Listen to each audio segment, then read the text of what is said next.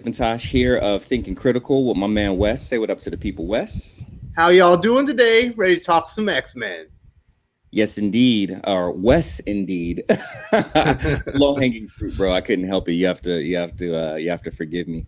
Um, out the gate, I'm gonna go ahead and say, like, especially with uh recently, my other podcast, the Cocoa Cast, caught up on Marauders and doing Excalibur. And coming into this book, and after listening, Wes, to your review of X Force, I have to say that this kind of follows suit in being a book that had distinction and being very much its own thing from the art, and I would say even more to the dialogue and the concept. So I'm excited to talk about this one. Wes, I mean, I guess we might as well not take too long to dive right into it. What were your thoughts and some of your overall feelings for the New Mutants book? So the art by Rod Reis is interesting. It's got a Bill Sienkiewicz like vibe to it, but it's not quite as weird. It looks like he did all the pencil inks and color work.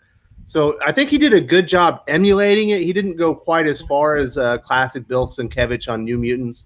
So I did like it. I would have liked it, but even a little stranger maybe. I think the one thing that did catch me off, I know, I think Hickman wrote this one entirely, and then Brisson and he are writing a few of the New Mutants. This is probably my least favorite so far because the beginning of the book is paced really odd. There's a lot of meandering for maybe the first 12 pages. It kind of it threw me off a little bit. It was hard to get into after that, although the book did pick up very much by the end. What were your thoughts? For me, definitely the opposite. I enjoyed. I can definitely see like Hickman's influence, and it wouldn't surprise me if he wrote like majority of it. There was very apparent parts where I feel like was not him. There were parts where I did feel like Ed Brisson must have come back over it and kind of did add some stuff, especially around the humor, because some of the humor worked better than Jonathan Hickman's normal humor. So that's where I thought I felt Brisson a little bit more on that. I actually like the pace of it. It did very much kind of remind me of the pace of how like the first X-Men book started. That was all Hickman. The part, like, because I feel you on the parts that I think you're talking about were meandering, and for Excalibur that I read, I did feel like those parts were more meandering. And here I actually felt like they were more character building. And again, they did kind of feel like the family parts of the first X-Men book, where it is a bunch of people. It is a bunch of people together. But like I said, I have the opposite opinion of it. I felt like it was character building. It was even kind of team building. And whereas some of those other books kind of went way too far off into the weeds or didn't really dig deep enough, I actually was digging it, and it wasn't, not all of the jokes though, or like the jokey parts was I into. And again, there was some humor that kind of was just like, it was borderline Jerry Duggan, where I was like, okay, you guys, that writers group must have like a group text where you guys are getting influenced by each other. But me personally, I didn't feel like it was a lot of meandering, even though some of it I feel like didn't really kind of flow well. But now that we kind of have a sense of overall things, I guess we can really kind of start at the beginning. We start off with Wolfsbane, and I have to preface this with some information. I am not very knowledgeable of the New Mutants at all. I can honestly tell you, Wolfsbane is probably the person that I have the most familiarity with. Outside of that, I am not very familiar with the rest of the crew. So I'm kind of going to be asking maybe a lot of questions and judging the book more off of the overall flow and dialogue, as opposed to like maybe certain characterizations. But we start off with Wolfsbane kind of. I'm also not all that familiar with New Mutants as well. Okay, cool. So there you go. Full transparency, y'all. We are not New Mutants experts, but we are critical thinkers, obviously. And that's kind of how we're going to approach this book, just having a critical eye to the flow of the story, which Wes and I kind of already covered a little bit, some of the dialogue, and then, kind of our overall thoughts, again, at the end, our concluding thoughts, I should say. But Wolfsbane, in some garden within Krakoa, it does show kind of how she came back, because again, we've got the resurrection machine that can just bring everybody back. This is one of the parts, again, right out the gate, that I actually really, really liked. I liked having Storm down there again and kind of welcoming Wolfsbane back, along with Slender Man Professor X with the mobile Cerebro. I liked the conversation that they had. I thought it was really endearing, the kiss on the head, and especially with Storm kind of being the mother almost of the X-Men. What kind of was that some of the stuff that you felt like was kind of shifty, Wes, or how did you feel about the beginning of the book or that particular scene? Mostly, I was caught. I was watching the art because it was so different from the Hawks and Pox, the X-Men, Marauders, and Excalibur all kind of had a similar feel, and then X-Force is just completely different, and then New Mutants felt a lot different. So the beginning part, I was mostly just taking in the art and being like, okay, this is, I can see kind of where they got this from. It, you know, it's got, like I said, that Bill Sienkiewicz feel, but not quite as wild. But the introduction was fine. You know, Wolfsbane is definitely the most well-known character, at least to me.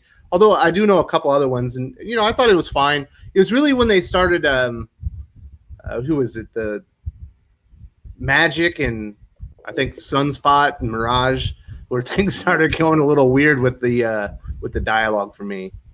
Right on, and that makes sense because that's when we're starting to get into. That's when we start to get into the team dynamic, and I'll be honest with you, like.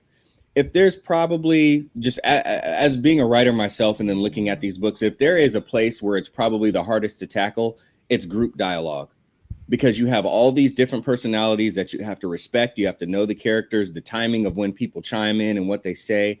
You know, it's probably the hardest type of dialogue to write. Person to person is always the easiest, and then obviously people go for the internal monologue, you know, and that trope of the narrator's internal dialogue pushing us through the story. But when you do get into the team dynamics, it's not easy to write, but that doesn't mean we let anybody off the hook. You get paid to do this for a living. We buy these books. We expect a certain quality.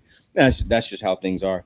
That makes sense. I do want to point something out, Wes, and I'm going to ask for some help from Siri real quick on something, because I want to remind myself to dig into the Krakoan language a little bit more and use that legend key that we were given to like decode the words at the end. But something that I always pay attention to is the credits and the name of the book, the sextant. So define sextant. It's like a nautical tool.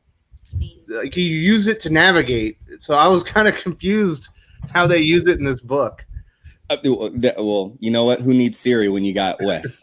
Because I saw that too. Like, I was like, "Hey, Wes, what does this mean?" And I'm going to expect you to give me a response through my phone. So I saw that and I was like, "Oh, they must be using it to navigate the stars to get, you know, because I know they're going into space." But no, it's the name of a house or a colony. I was a little confused. Right. Well, I mean, and I think that's the thing. It's a bit of both, right? Like, obviously, it's a dual meaning because it is a nautical tool. And for anybody that has read the book, obviously, spoiler warnings, but they do end up in space. But at the same time, they did call their home that, because there's even a part in it where they're like, "Oh, yeah, this is the sextant." And then I forgot who it was, but it might have been Magic. But she was like, "Yeah, but we just call it what it is. It's home." Mm-hmm. So. Yeah.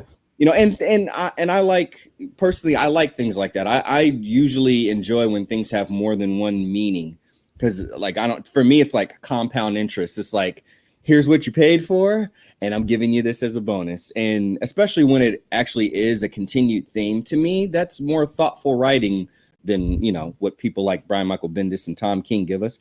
That's a whole nother OTB. Back to this one.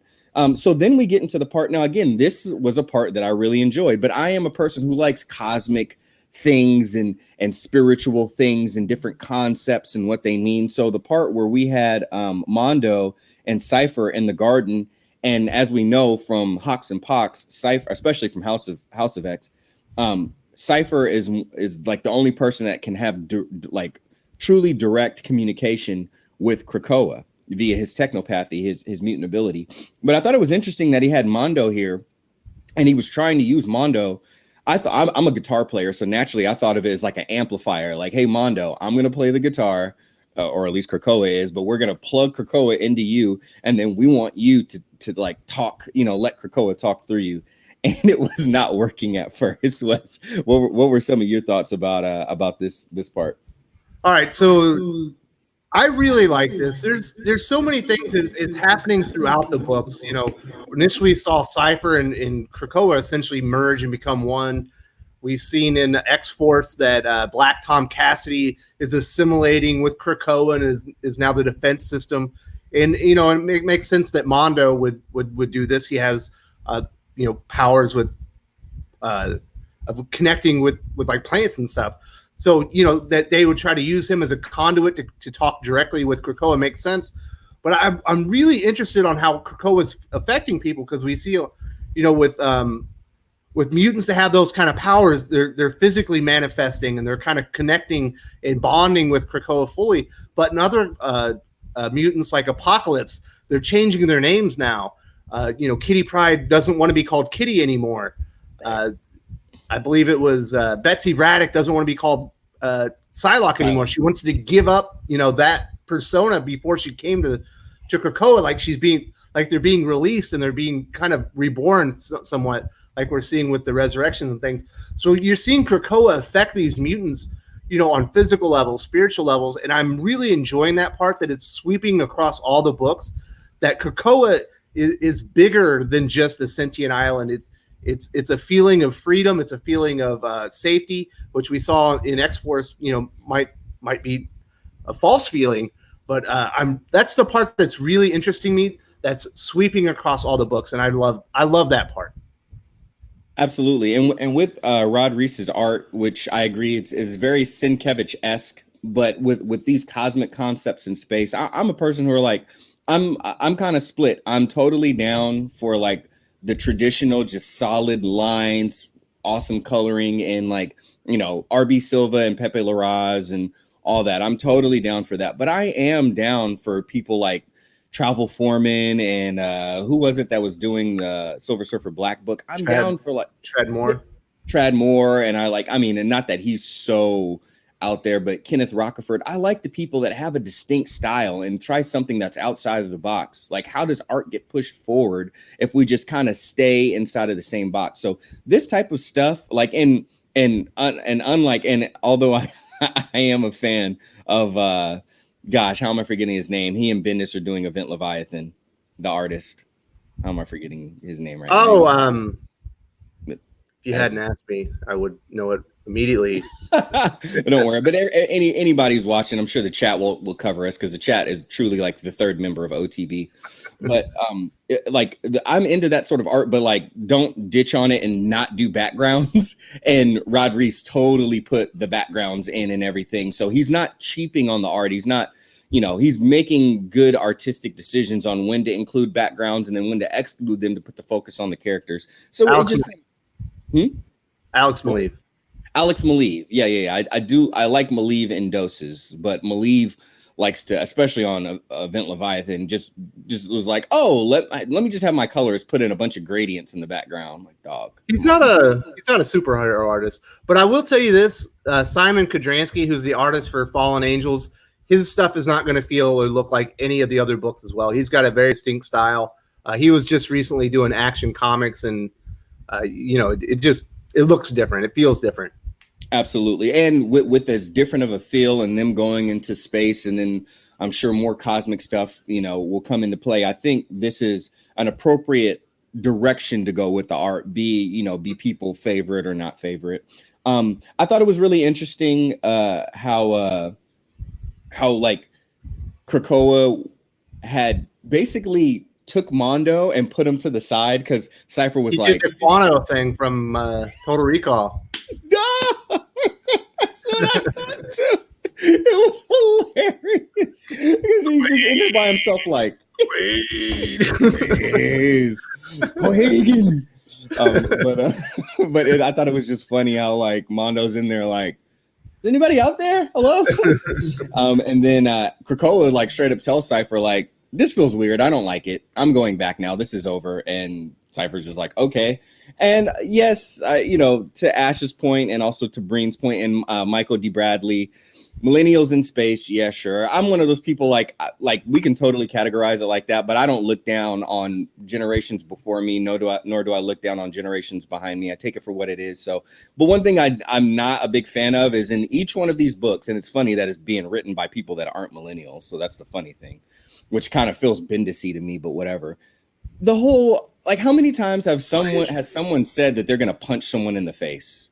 Yeah, I'm so sick of that trope. Can we just get rid of it? Like, yeah, people talk like that, and I'm tired of the word shenanigans too. I know that has nothing to do with OTB, but I'm sick of saying I'm going to punch someone in the face and shenanigans. If we can just delete those tropes from human society, the world would be a better place. As we go past that part, Wes, and then we come over to where we actually finally get to see the sextant. I'll kind of have you take us through some of this part. So this is where the book starts losing me. It's Sunspot and Mirage, and they're finishing each other's sentences, and it's like the worst kind of dialogue. You nailed it on the head. It felt like Bendis was writing it, and this is the first time I've read a Jonathan Hickman scripted book where I was like, oh, maybe he and Bendis did work together. It's not it's not as bad as Bendis today, but it felt like that dialogue. It felt like interchangeable dialogue where you could have put any of the characters as those two and it wouldn't have made a difference. And that's where the book kind of started to lose me. And it's true. And this is something that I've seen in comics as a whole. And I don't want to go on record like, I'm not that person. Old people can't write young people, and young people can't write old people, and black people can't write white people, and white people can't write black people. I'm not that type of person. But I do believe in consulting. If you really want to have that feel and you don't want it to be so generic, like even if you don't consult, but like, I don't know, go hang out at a Starbucks or something and like listen to these conversations. Because I'll be honest with you, like I have to say, it's not that people around this age don't talk like this now, but you're right. Some of it was like there was some of the dialogue that I felt was more Brisson, where it was like not that young people don't talk this way, but no one talks this way. Like, you are going through this thing and it will lend to unfortunate blah blah blah. I was just like, dog, I have a fairly decent vernacular. I don't talk like that. Get that out of here. And this, I have to admit, was some of it. It wouldn't have mattered who you put in. But at the same time, if we're going to be kind of meta, it might also speak, again, I'm not downing, but it might also speak to the status of, the millennial generation. It's interesting that, I know we have discussed identity and identity politics. Wes has covered that. Go back and check out the Signature series. Not that we need to deep dive into this, but in a time where it seems like people are struggling to find their identity, and maybe sometimes in the oddest of places, this is what it feels like. It feels like these people in this moment, when they talk, they don't have very much identity. Mm-hmm. And I think that was because not that I didn't feel that way about this part, but I felt it too. It's just like Wes said, swap anybody out right there and you can put that in there. And like I said, in a meta way, it might be just a sign of the times more than bad writing. Well, everyone's trying to be original by assimilating and being exactly like each other. Anyway, so we finally do get to go inside of the sextant. A bit of it goes on. And yes, I can't call this a very millennial thing because obviously I know tons of older people that drink coffee. But the coffee thing, Wes, are you a coffee? Let's kind of let's put the comic book down for a second. Wes, are you a coffee drinker? I don't drink coffee. It gives me the jitters. Okay. Wes, I'm not a coffee drinker. I have a stomach disease and it's a diuretic, and bad things happen when I drink coffee. Matter of fact, I might have been the mutant that they were talking about created the coffee. The way that they created the coffee in here. Yeah. There's hints of foul play in the creation of that coffee. Hey, it was that, pardon the pun, foul play. Pardon the pun. I'm not touching that coffee. I saw how it was made. Hey, Wes, I got a badge. You put that pun down. You put that pun down now. I have to arrest you, my friend. Wait for the pun.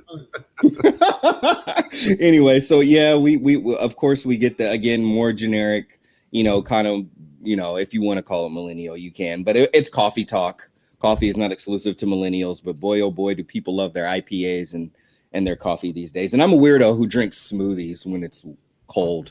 whatever. Hey, I've got a friend that drinks IPA and coffee on his live streams. It was the strangest thing I've ever seen. At the same time? Exactly. We might have to bring him on to OTB. He must explain himself to the High Council.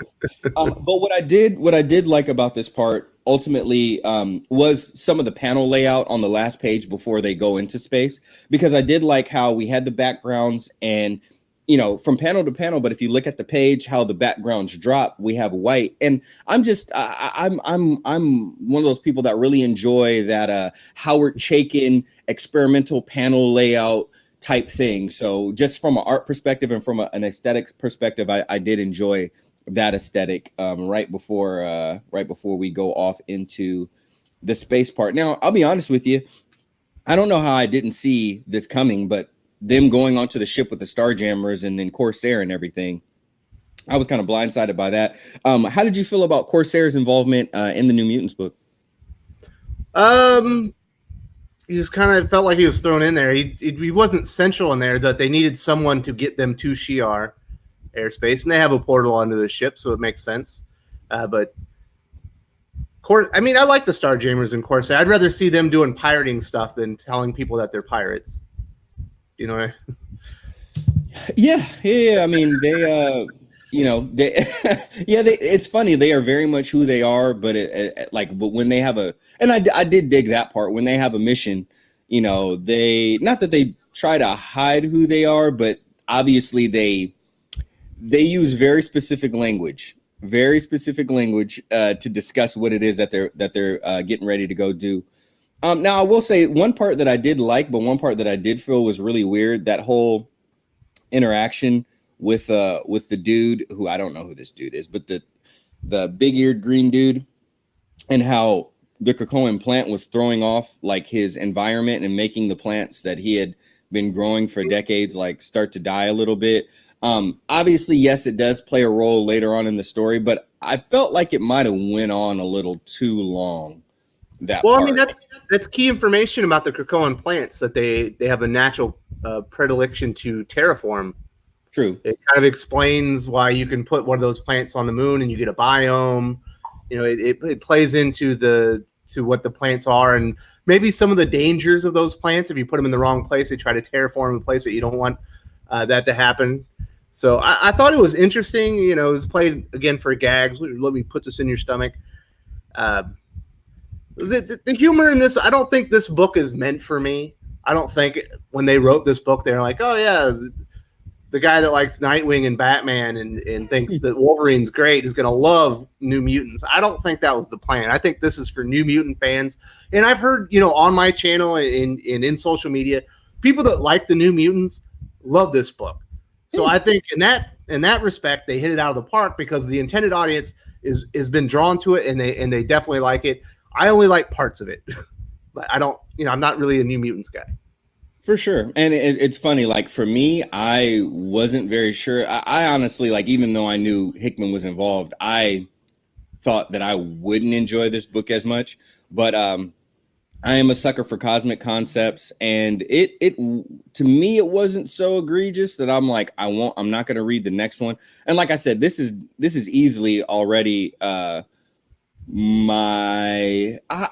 do, as far as feel, not necessarily quality, but as far as feel, I do have it just a smidge above X-Force in the books that have come out. I've got X-Men, X-Force, and then, X-Force, X-Men, and then New Mutants as the books that I've really enjoyed so far. And then, the rest of them, Marauders and Excalibur, they're in there somewhere because they're X books. But I mean, it's good because like I currently got rid of my Twitter apps and everything, so I only check stuff when I'm on my computers now.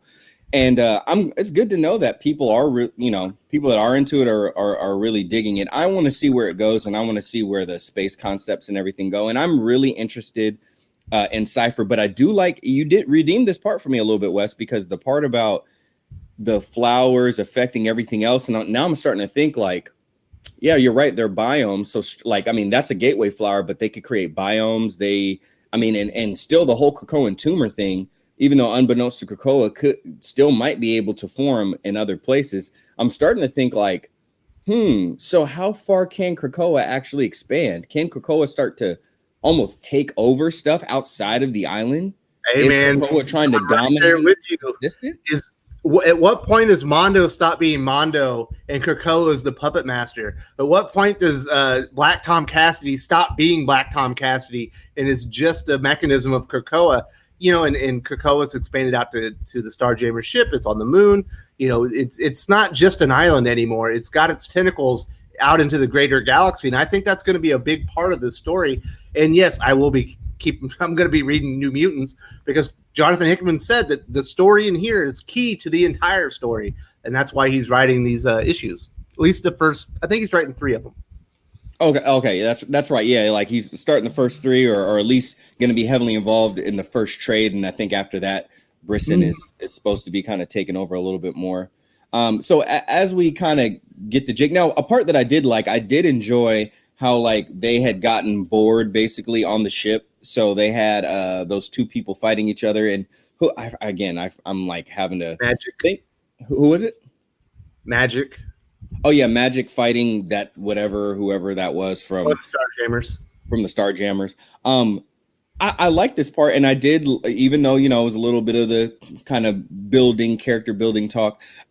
I'm someone who, I wish I could still drink, but I really can't anymore. But I love me some bourbon. So that bourbon talk, I'll be honest, I was a sucker for the Wolverine bourbon run that I'm calling her Kitty Pryde. I don't give a damn what's his name said. Captain Pryde to use her. Dog, I was all for the bourbon run, and I'm all for the bourbon talk right here, dog. So that part was something that I enjoyed, and I did enjoy how like some of the people were actually wanted to see it, some of the people didn't. How they were explaining like, hey, yeah, when you got downtime on a ship and you're going super far into space, like, you know, we're pirates, yo. We get a little antsy, so yeah, we might fight each other, and we might hack off a robot arm or two. Mm-hmm. So we might get a bloody nose. When I was in basic training, sometimes that door shut and it locked. Things got settled because you get bored. now all I think of is like all these scenes from a Full Metal Jacket, but again, that's another OTB. That might be ITB. That might be Inside the Bleed. That's a whole nother one. But I did like the character building, and of course, was that Sunspot who had walked in there with Corsair and was kind of talking to him about. He's the best character in this. Like, easy. I know other ones by name better than him, but he's the one that has the most interesting personality. It's a little quirky, but it was very unique to him. Even though that one conversation he had with, I believe it was Mirage, was kind of interchangeable. But as far as I'm concerned, Sunspot is the standout character in this entire issue. Easily, I felt was the most likable to me. Had the least bit of a wasted use in movement, and had some of the most, I guess, effectiveness ultimately, because he was the one that kind of like he almost felt a little bit like the lieutenant, like not quite maybe the leader of it, but like almost like Cyclops to me is like, look, we're gonna do what they said, we're gonna stay here, you know, let's go get the bourbon to take the edge off. And then sure enough, when everybody didn't listen, which there was that weird part about the whole Pope thing and four-armed popes and all that stuff, and I was like, all right, like, I mean, like, the Pope ain't my homeboy, but I don't hate the Pope either. But like, what's this whole, like, I know it kind of set up a little bit later with the Shi'ar thing, but I don't know, the whole thing just felt like some unnecessary bashing, and I just didn't get. It was a weird line. I went right past it. I was like, I'm not even thinking about that. What are they trying to tell me? I was like, I don't care. I'm going to the next line. Right, that's what I was saying. And then even within it, like once you get past it, ultimately, like it didn't even play that big of a role. So it just felt supposed to be a joke. It was a lame joke. It wasn't even like, nor did I even see like the cultural or like our global relevance of it. Like, was there, like, I don't know. I'm not the most up to date on news, but I ain't heard no news story. So I don't know. But then, even when they wrote this, I was thinking back and I was like, there hadn't been a whole lot of things about the Pope lately. I guess someone just wanted to bash the papacy. Whatever. And then it ultimately ended up being, they even asked later, like, well, what happened to the all four-armed popes? And it's like, oh, well, really, there's no religious cults or revolutions. It's just that there's only one in the Shi'ar. If you don't believe this, and if you don't bow down, yeah. I think it was meant to to provide exposition on what the Shi'ar are and like what the galaxy represents when you arrive there, and ultimately the danger that the New Mutants are in once they get stranded. I think that was the point of it, but I didn't think it was effective. That must have been the point of it. And yeah, I didn't think it was effective because once I was even trying to put my mind, I was like, okay, if I don't know a whole lot about New Mutants, I do know a fair amount about the Shi'ar. And as even trying to think of someone who's coming into this book, like them reading that part and then what they would get out of it, I just feel like that they would be confused. Mm-hmm. So, yeah. Weird. But anyway, now I will say again, when it comes to the little graphic, yes, dude. Okay, so they're totally hit or miss. Some people put in more effort than others. Some of them are totally unnecessary. I like that it was a wanted poster of it. Starjammers. That's part of the book. Literally, probably the best. Maybe the Mondo part was the best part because it's something I'm interested in. I've been talking on my other reviews about. That's my favorite white part. It's like, oh, this is great. Easily. And I like the promo for the lawyer at the end too. Dude, the promo for the lawyer was. And I live in Sacramento, which is the state capital, so obviously, like, there's so much litigation going on. I got litigation coming out of my ears, and I try to stay away from it. But I just thought that was so funny. It looked like one of the, hey, have you been arrested? Have you been, do you have mesothelioma? You should call, Padilla, law attorney at law. So anyway, we can kind of brush through some of it. Ultimately, they because of what Corsair told them, they're like, oh, there's people being oppressed on this planet. And then again, Sunspot's like, this is true, but we are not here for that. We came to take a ride, and we wanted to go to Dog. I think they're just going to see Cannonball. But they end up stealing what's it called, a king egg? Yeah, the king egg. They took the freaking king egg for no good reason. Makes sense to me. But I did like one of my favorite parts is when the Starjammers were like, it's time to get out of here. Sorry, we're leaving your friends. Yes, and how they all give their reason. And they're like, his Sunspot was like, but what did we do to you to deserve this? And they each had a reason. I was like, okay. But anyway, so yeah, the kids go down there for no damn good reason. Get themselves into a bunch of trouble. There's no one to even save at the moment. They take a king egg. They get themselves in trouble, and then the Starjammers are like, we're out of here. We got business basically with someone who's going to, hang our heads in not a comfortable way if we don't get this thing back to them. And then Sunspot's like, and then they're like, oh, and by the way, you took my whiskey. He's like, I want it fair and square. He's like, you did, but you lost the ride. This is where it ends. And now they kicked Sunspot off. Now, again, before we go, Sunspot downs the whole bottle. Cool. I used to down bottles, no more. It's bad for your liver. But dude, and then he breaks the fourth wall. And again, I just felt the aroma of Jerry Duggan. I was going to say stench, but I'm trying to be nice. The aroma of Jerry Duggan again, just like Kitty Pryde breaking the fourth wall. The Marauders will save you. And that was like the only part about Sunspot where I got let down. Well, that and the lawyer joke. He used it like 3 times. Oh, yeah, that's right. I wish he'd stop talking about this lawyer thing. It got paid off when they did the final white page and it's got the promo, but I don't think he needed to tell the jokes. I think that would have been great without it. That's what I'm saying. I'm like, and that's what makes me question, like, do you think we didn't get it, or do you think the audience that you're trying to reach for isn't that intelligent, so you need to do it 3 times and then land it and that be the 4th time? I couldn't tell. But anyway, as Wes said, we kind of end with all of them being surrounded, and basically Sunspot needing to come save them, and then what's his name talks about the lawyer, and then that end. Mm-hmm.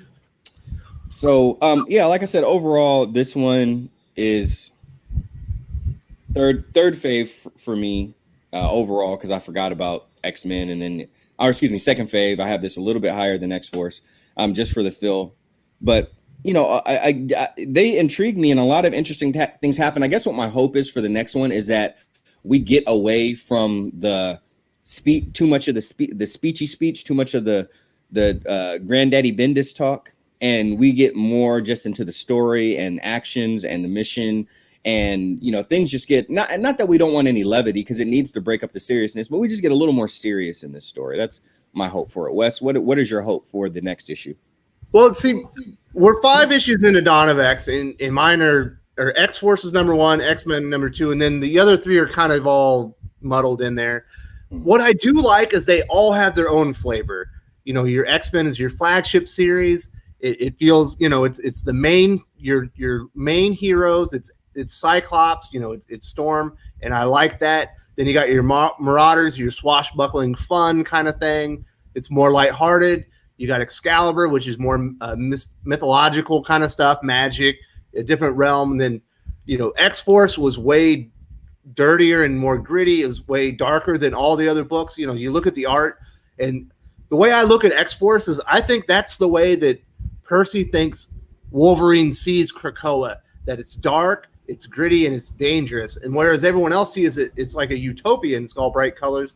So I like that they all have their own flavors, I like they have their own feel. New Mutants obviously has a more galactic thing. It's got a more a younger spin on it, the newer heroes, so it doesn't feel like X-Men.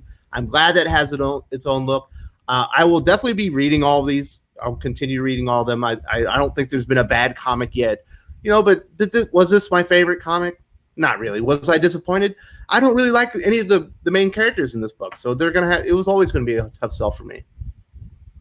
Makes sense indeed. Well, there you have it, people. You got both sides of the bleeding coin. But yeah, we will continue to take a look at all of these books, bring you our impressions, be it a review from Wes, which are always well thought out and nutritious. And then you can come here and we'll bleed a little bit for you outside of the pages. Yeah, anybody who's looking to kind of provide any support, we got a lot of big ideas that we're looking to do a little bit before the end of the year, and definitely some fun things that we're looking to launch at the beginning of 2020. Anything that you want to do, especially the bigger the idea, the larger the concept, it takes support. So any and all support is appreciated. We have a coffee page. You can do a one-time donation. Even like $1 helps. We have editing licenses for editing software that need to be renewed and stuff like that. So any and all of that stuff really, really helps out. If you want to do ongoing support, those options are on the coffee page as well. Of course, you can always do super chats, which I have a tendency to want to interrupt people with some weird and fun questions, usually during aficionados when I'm not there. So feel free to pour those in. But for the most part, just keep showing up, keep being a part of the chat, because as you see, it kind of helps keeps things going while we are doing these. If you're looking for a gaming chair, Tabu Wahana, which you'll see, let me see which hand it is. There we go. I got it. First try, kind of. They support orphans. I've forfeited my commission, so that what I would get paid actually goes to you as a discount, so we can sell more chairs and help more orphans out. If you're in the Sacramento area, we are doing a dinner, a charity dinner, kind of for a drive to get more of those orphans, like some books and clothes and different things like that. So feel free to contact me via Twitter. I will check it on my computer at least once or twice a day, so you can reach me there. Wes, anything else that we're plugging right now? Any points of emphasis? Well, if you're still in the chat, I consider you part of the Thinking Critical family. If you want to, we have a link to our Discord in the description of the video. Come join the Discord. Talk comics, talk movies, talk about whatever you want to. We got a general chat, but we love talking comics, movies, all kinds of pop culture. It's a lot of fun. Come join us. Absolutely. And until next time, make sure that you catch us tomorrow, because we will be doing Geek Span, where we have the graphics already up. If hopefully you're already subscribed to us, but you can see some of the things that we're going to be talking about. It's going to be very interesting. I have some things to say, so make sure you join me, Wes, and Dion tomorrow as we break those things down. And some of the weekend shows might be coming up. Do we have an Animanium hour coming up this weekend, Wes? Next weekend. Once weekend. All the Dawn of X #1s have dropped, we're going to do an Animanium hour.